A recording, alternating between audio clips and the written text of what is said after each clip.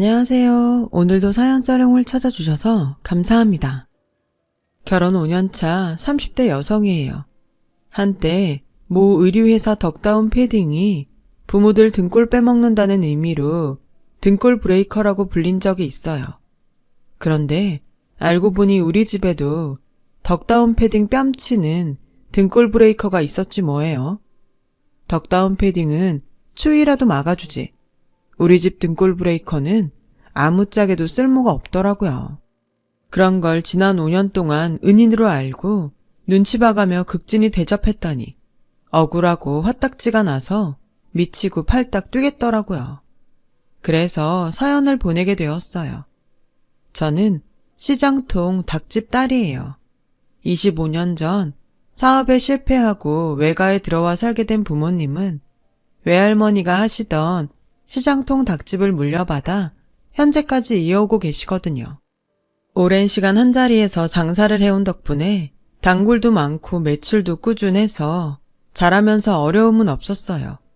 그런데도 누군가의 눈에는 이런 부모님의 일이 하찮게 느껴지나 봐요. 바로 저희 시어머니한테는요. 남편과 처음 시댁에 인사를 드리러 가던 날 시어머니께서 그러시더군요. 뭐? 닭집? 세상에? 이건 뭐 급이 맞아야 말을 하지. 기껏 고생해서 자식 새끼 키워놨더니 나보고 냄새나는 닭 팔아서 먹고 사는 인간들이랑 사돈을 맺으라고? 엄마 얼굴에 먹칠을 해도 유분수지? 네가 어떻게 나한테 이럴 수가 있어?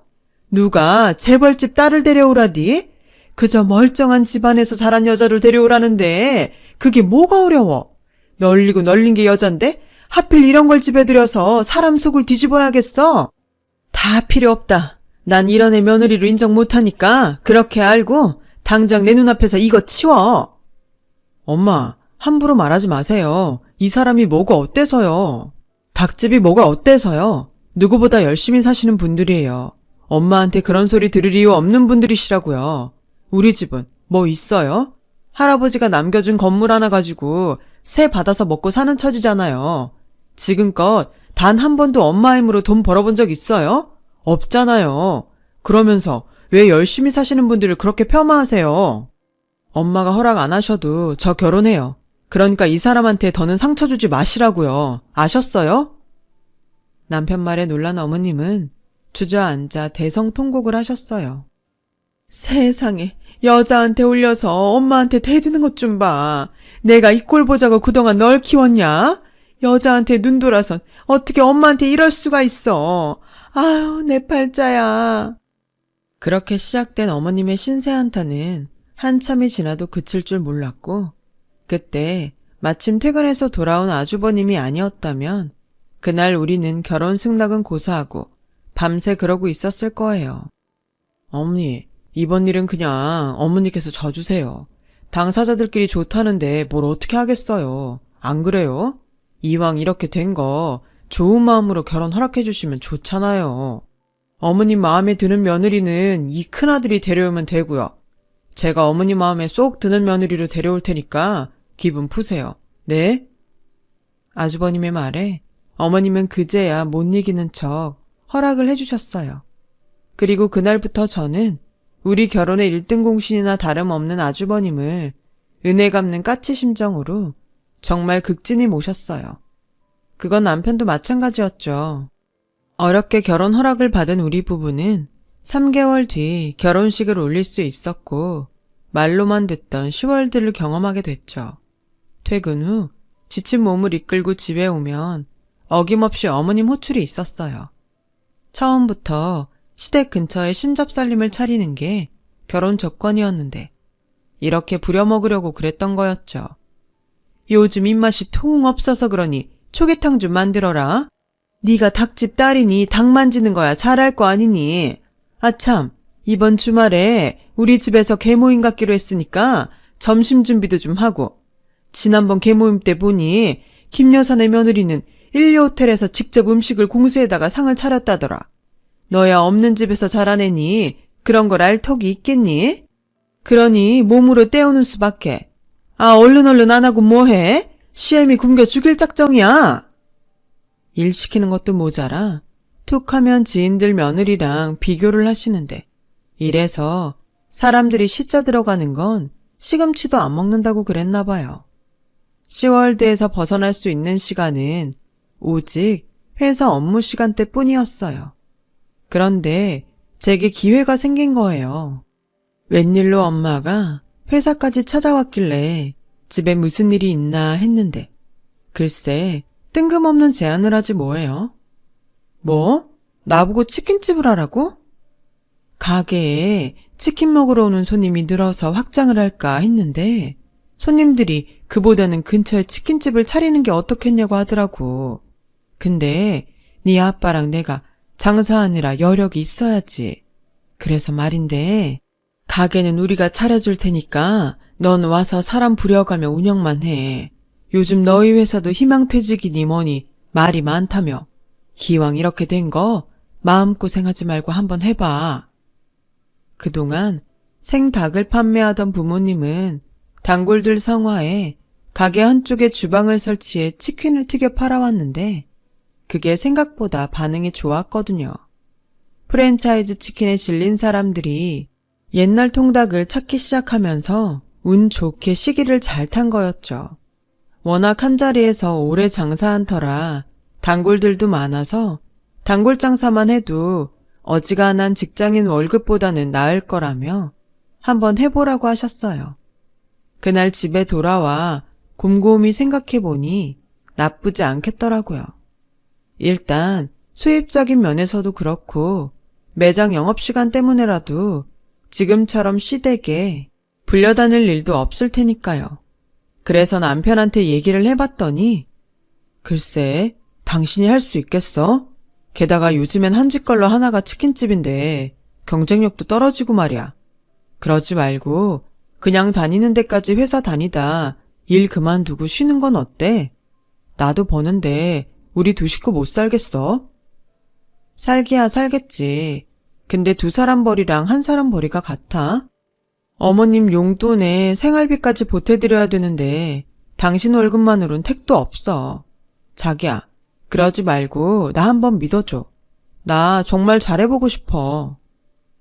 결국 남편은 마지못해 승낙을 했고 전 본격적으로 회사에 사직서를 내고 치킨집 오픈 준비를 했어요.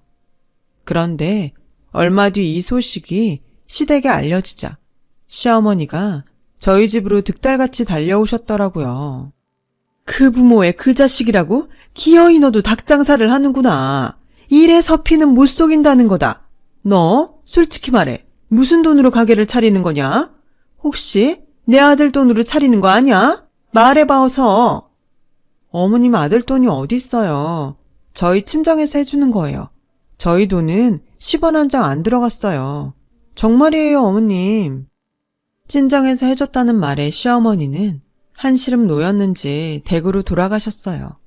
그리곤 그날 밤 전화를 하셨더라고요. 내 끝까지 허락 안 하려고 했는데 큰애가 네 뜻대로 해주라고 하더라. 넌 아주머니 잘 만난 줄이나 알아. 이번에도 아주버님 덕분에 어머님 허락을 받을 수 있었어요. 그런데 그건 그렇고 그 가게 말이다. 내 아들 명의로 해달라고 그래라. 네? 그게 무슨 말씀이세요? 뭘 그렇게 놀라니? 사위도 자식인데 그 정도는 해줄 수 있는 거 아니니? 왜? 니네 친정돈이라 아까워? 막말로 나는 네가 치킨집을 차리든 꽃집을 차리든 관심 없다. 다만 네가 가게 일을 하면서 우리 집에 소홀하게 될 건 자명한 사실 아니니? 그럼 우리한테도 어느 정도의 보험은 있어야 하는 거 아니냔 얘기야. 장사한답시고 시애미 수발도 전보다 못할 텐데 안 그래? 그러니까 가게 명이라도 내 아들 이름으로 하자는데 뭐가 문제야? 저는 말 같지도 않은 소리에 기가 막혀서 아무 대꾸도 못했어요. 그랬더니 시어머니는 성질을 버럭 내시곤 전화를 끊어버렸어요. 찜찜하긴 하지만 일이 그렇게 일단락 지어진 줄 알았는데 아니더라고요. 뭐? 시어머니가 가게에 왔었다고? 자긴 더러워서 재래시장은 발길도 안 한다더니 갑자기 거긴 왜? 그게 말이다. 가게 명의를 네 남편 앞으로 해달라더구나. 그래서 그런다고 했어? 어차피 너한테 줄 가게인데 사위 명의로 하는 게 뭐가 문제겠어. 네 아빠도 그러라고 해서 일단 알겠다고 말씀드렸다. 이젠 하다하다 제 친정까지 찾아가서 어거지를 부렸다더라고요. 그래서 이참에 한바탕 할까 했는데 아주버님한테 전화가 왔더라고요. 재수씨, 이거 죄송해서 어쩌죠? 어머니께서 낮에 사돈어른을 찾아가 무리한 요구를 하셨다나 봐요. 방금 어머니랑 통화하다가 그 얘기를 듣고 전화했습니다. 제가 대신 사과드릴게요. 저희 어머니가 자식 사랑이 유별나서 매번 재수씨한테 못할 짓을 하네요. 그런데요, 재수씨, 이번 일은 재수씨가 양보해 주시면 안 될까요? 명의 하나 바꾼다고 가게가 어떻게 되는 것도 아니고 못 이기는 척 어머니 뜻에 따라주시면 이번 일로 어머니도 재수씨에 대한 감정이 좀 누그러들 거 아니에요. 연세가 드시니까 요즘 들어 자꾸 고집도 많이 부리시고 아이처럼 툭 하면 때를 쓰시네요. 이럴 때 재수씨가 한번 져주세요. 네? 제가 이렇게 부탁드려요. 아주버님 얘기를 듣고 보니 틀린 말은 아닌 것 같았어요. 게다가 제가 시집 오고 지금까지 늘 저 때문에 중간에서 마음고생을 하시는 것도 죄송해서 이번 일은 아주버님 뜻을 따르기로 했죠. 사실 어머님의 행동이 기분 나빠서 그런 거지 제 명의로 하나 남편 명의로 하나 달라질 건 없으니까요. 그래서 그 일은 어머님이 원하는 대로 하기로 하고 끝냈어요. 제가 결혼 전에도 휴일엔 종종 부모님을 도와 가게에서 장사도 하고 닭 튀기는 일도 도와드리곤 했지만 온전히 제가 맡아서 하게 되니 이게 쉬운 일이 아니더라고요. 물론 닭 염지부터 튀김 반죽까지 부모님이 준비해서 가게로 보내주시긴 하지만 사람 상대하는 일부터 뭐 하나 쉬운 게 없더라고요. 그나마 다행인 건 부모님 단골들이 많이 찾아와 주셔서 첫 달부터 매상이 꽤 나왔다는 거예요. 하지만 주방 사람들이 툭 하면 문제를 일으키고 무단 결근을 하는 바람에 마음고생은 엄청 했네요. 하지만 통장에 쌓이는 돈을 보면 그만두겠다는 생각은 들지 않았어요. 어떻게든 성공해서 자리를 잡겠다는 생각이 더 강해졌죠. 그래서 전보다 잠도 줄이고 주방 일도 직원들한테만 맡기지 않고 제가 손수 맡아가며 가게 전반적인 일을 익혀나가기 시작했어요. 그러다 보니 상대적으로 전보다는 남편과 시댁에 소홀하게 되었고요. 그렇게 가게 살리는데 열중을 하던 어느 날이었어요. 평소 피곤해서 집에 돌아오면 간단한 집안일을 해놓고는 바로 침대에 누워 골아 떨어지기 일쑤였는데 그날은 웬일로 새벽녘에 잠이 깼지 뭐예요. 그래서 물 마시러 주방에 나왔다가 베란다에 서 있는 남편을 본 거예요. 그런데 글쎄 남편 손에 평소 피우지 않던 담배가 들려있지 뭐예요. 여보, 안 자고 뭐해? 갑자기 웬 담배? 자기 무슨 일 있어? 남편은 제 인기척에 놀라 얼른 담배를 껐어요. 그리고는 별일 아니라며 서둘러 방으로 들어가 버렸어요. 평소와 다른 남편의 모습에 내심 걱정이 됐지만 시간도 너무 늦었고 남편도 저도 다음날 출근을 해야 해서 그날은 별말 않고 지나갔어요. 그런데 그날 이후 자꾸 남편한테 신경이 쓰이더라고요. 그래서 영업을 쉬는 날 모처럼 남편이랑 교회로 드라이브를 떠났어요. 드라이브는 핑계고 남편과 대화를 나누기 위해서였죠. 연애 시절 자주 갔던 두물머리에 가서 핫도그도 사 먹고 근처 카페에 가서 커피를 마시며 이야기를 꺼냈어요. 그랬더니 글쎄 보름 전에 희망퇴직 공문이 내려왔어. 아직은 버티고 있는데 요즘 회사 분위기가 심상찮아서 아무래도 조만간 회사를 나와야 될 것 같아. 내 나이에 이직도 힘들고 그렇다고 놀고 먹을 수도 없고 말이야. 그래서 말인데 여보, 치킨집 있잖아. 나도 같이 하면 안 될까? 처음에 제가 치킨집을 하겠다고 했을 때 반대를 했던 게 내내 마음에 걸렸다며 남편은 그 말을 하면서 많이 미안해했어요. 그럼 나야 땡큐지. 안 그래도 직원들 때문에 힘들었는데 당신이 같이 해준다면 언제든 쌍수 들고 환영이야. 근데 어머님이 허락하실까? 안 그래도 치킨집 하고부터 시댁에 소홀하다고 못마땅해 하시는데. 그래서 말인데 한동안은 엄마한텐 비밀로 하는 게 좋을 것 같아. 괜히 알려지면 또 생트집 잡고 당신 힘들게 하실 게 뻔하잖아. 그건 저도 남편 말에 동의해요. 남편이 회사를 그만두는 것도 다 저 때문이라고 하실 게 뻔하니까요. 그래서 우리 부부는 시댁엔 비밀로 하고 둘이 치킨집을 꾸리기로 했어요. 남편은 기왕 하는 거 제대로 배우고 싶다며 한동안 친정 부모님 가게에 나가서 염지하는 법과 반죽 만드는 법을 배웠어요. 처음엔 사돈 볼 면목이 없다고 반대를 하시던 부모님은 배우려고 하는 남편의 성실한 자세에 이내 마음을 바꾸시곤 본격적으로 가르쳐 주셨어요. 여보, 이참에 아예 가게 인수하는 게 어떨까? 명의도 당신 거니까 아빠한테 보증금 드리면 되잖아. 당신 퇴직금이면 얼추 될 것 같던데. 당신 생각은 어때? 글쎄, 형이 퇴직금을 종잣돈으로 불려보는 게 어떠냐고 하더라고. 괜찮은 상품이 있나 봐. 그래서 맡겨볼까 했거든. 당신 뜻이 그러면 그냥 보증금 내고. 다른 사람도 아니고 아주버님이 맡아서 불려준다고 하길래 일단은 그러기로 했어요. 보증금은 언제 내도 상관없으니까요. 그렇게 우리 부부는 가게 인수는 잠시 미루고 일단 손발을 맞춰 가게 운영을 하는 데 집중했어요. 그런데 그 무렵 남편이 타던 차가 너무 낡아서 새 차를 뽑게 되었어요. 남편은 아직 장인어른 도움으로 사는 처지니까 경차나 소형차로 하자고 했고 저는 중형차를 고집했어요. 안 그래도 직장에서 나오고 동창들 모임도 피하는 남편이 안쓰러워서 기 좀 살려주고 싶었거든요.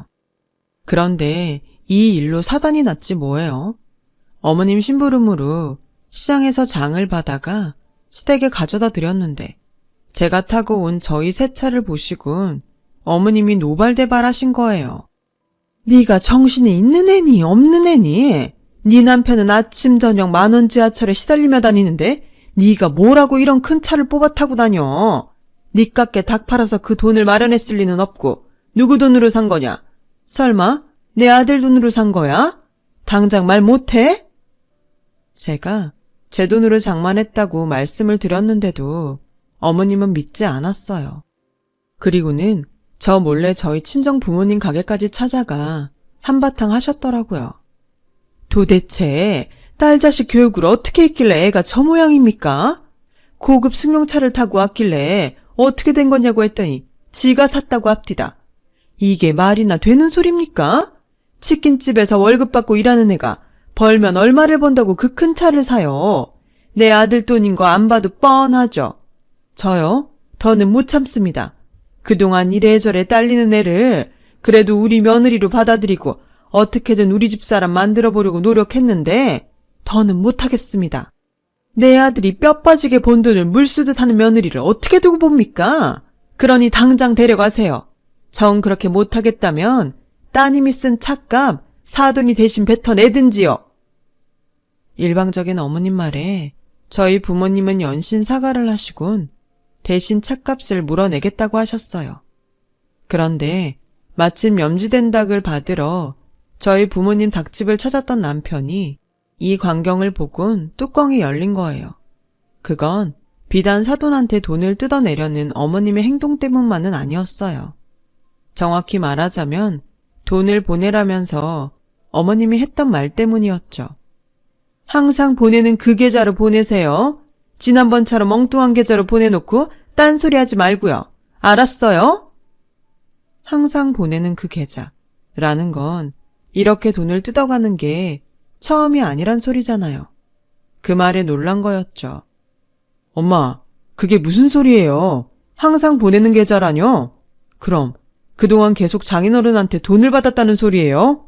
도대체 무슨 짓을 하고 다닌 거예요? 엄마가 왜 장인어른한테 돈을 받아요? 도대체 왜 이러시냐고요? 며느리가 새 차 뽑은 게 뭐가 어때요? 그 사람 그럴 자격 충분히 있어요. 자격 같은 소리 하고 있네. 밖에서 돈 버는 게 네 척뿐이더냐? 요즘은 다들 맞벌이하고 살아.